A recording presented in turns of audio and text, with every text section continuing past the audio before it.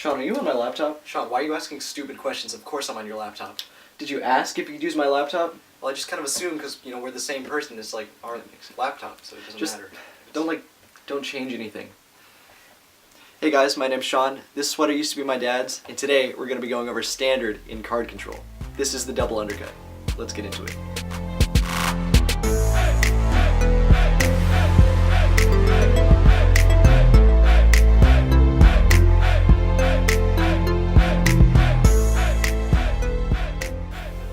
So here it is, the double undercut. A card is selected. Let's just say this one, the 8 of diamonds. And what we're going to do is mix that into the pack, just like so.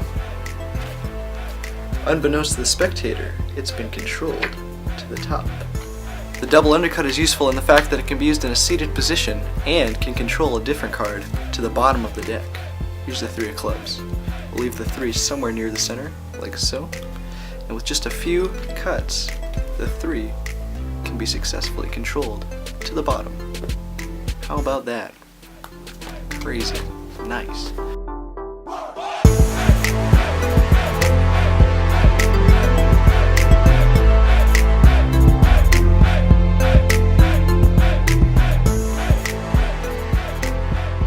So here is how to do the double undercut. A card is selected, and what you're going to do is cut it into the center, like so. So it needs to end up on the left-hand packet when you split the deck, like so.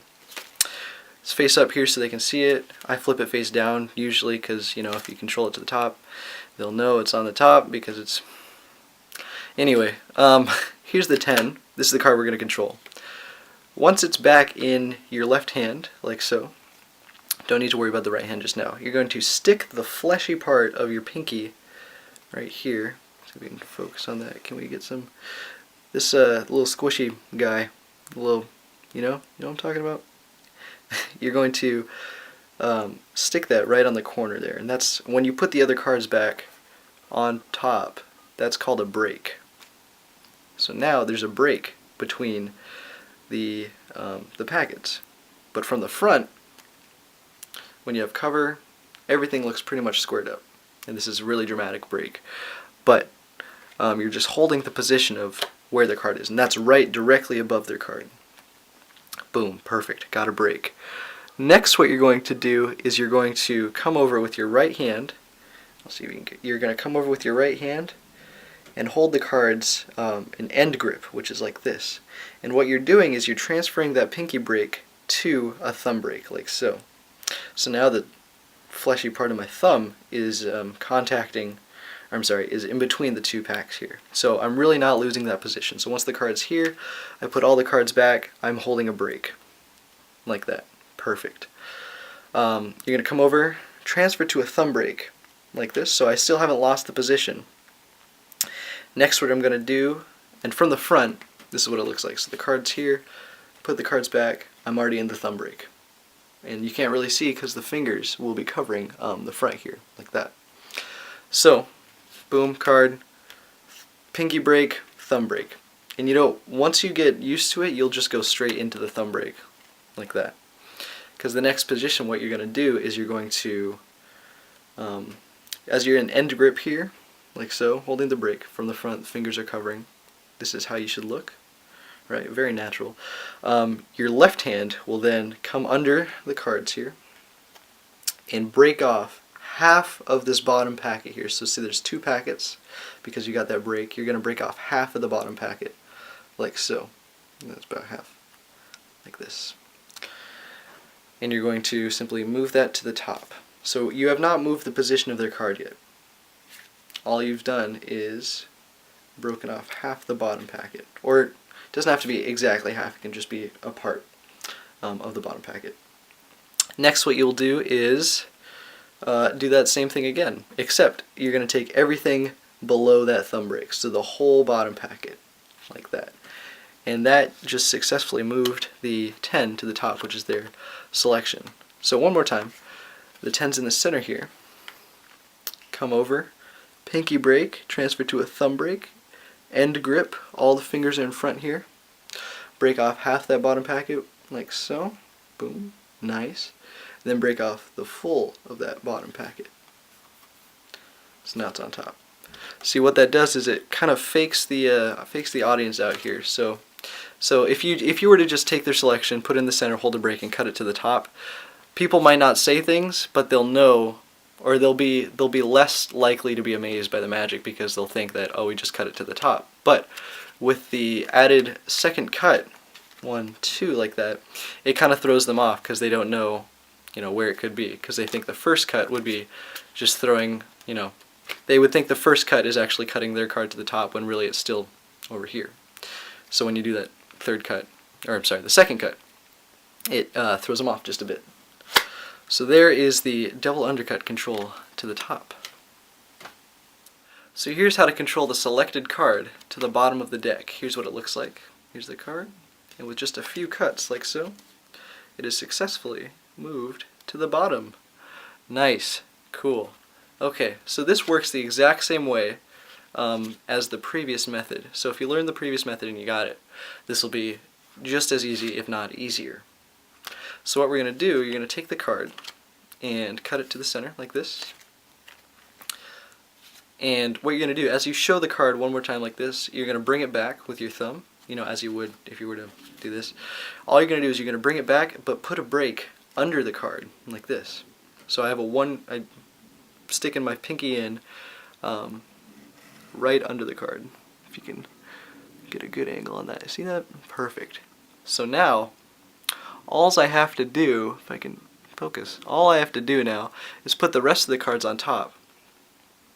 And what's going to happen is the selection, because you got the break under it, is going to go flush with the whole upper packet. So now you're going to treat it, right, you're actually holding a break completely under the whole, I don't know how to say this, the whole upper packet. So this is going to end up on the bottom once you do the 2 cuts. So again, here's the card, keep a break, put the cards back. Perfect. Come over with your right hand again, here's your end grip, and transfer to a thumb break, and just do the 2 cuts again. So here's the card right here. It's on the top, it's on the bottom of this upper packet. 2 cuts, 1, and look at what happens. Here's the card right here, and 2. Oh, what do you know? Now it's on the bottom. But you're not supposed to show that unless you want to.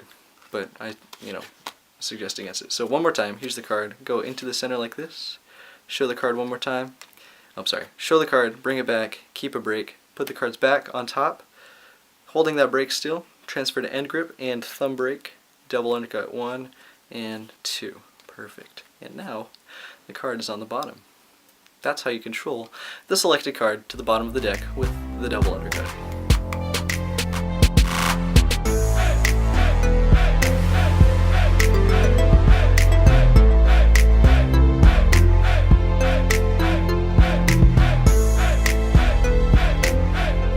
Now that you've learned the cut, let's get into some subtleties and nuances that'll make the cut even better.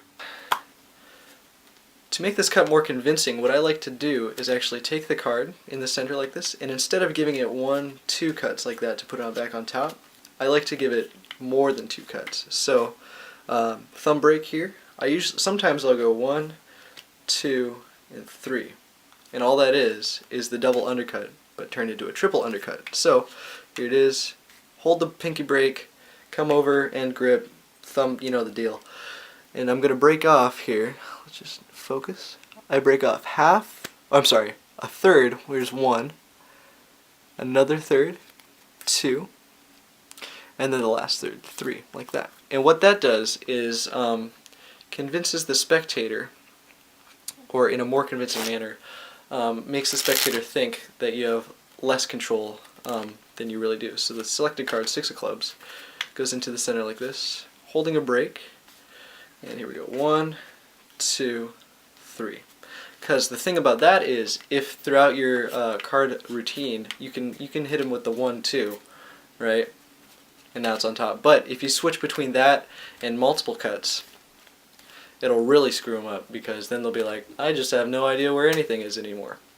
That being said, you can also do the same thing with as many cuts as you can possibly fit into this. But word of caution, if you're going to do that, make sure your last cut, make sure your last cut has a substantial amount of cards. Because what's going to happen is sometimes if you screw up, here it is, if you're going to do more than two, one, sometimes what actually happens to me is I take everything but their selected card, and I end up having to cut that to the top. And that's really embarrassing. So we're going to just make sure you have enough cards to last, so it looks like you're legitimately cutting a healthy portion of cards each time. Same thing goes if you're controlling the card, let's do the same card. Same thing goes if you're controlling the card to the bottom. You can use the same amount of cuts or a different amount. So here's 1, 2, 3. And all that is I had a break under the selected card. So there are some things to make your double undercut experience a little bit better.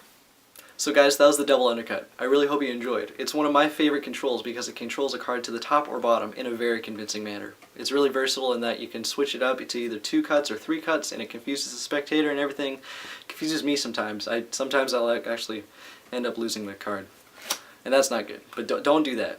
Just, if you follow the tutorial, you'll do fine. Just practice. Practice makes perfect. Comment, rate, subscribe, like, add to favorite, share, Facebook, Twitter, Google+, Instagram. I'll see you next. I'll see you next time. Well, this is fun. This was fun. That was bad. That was bad.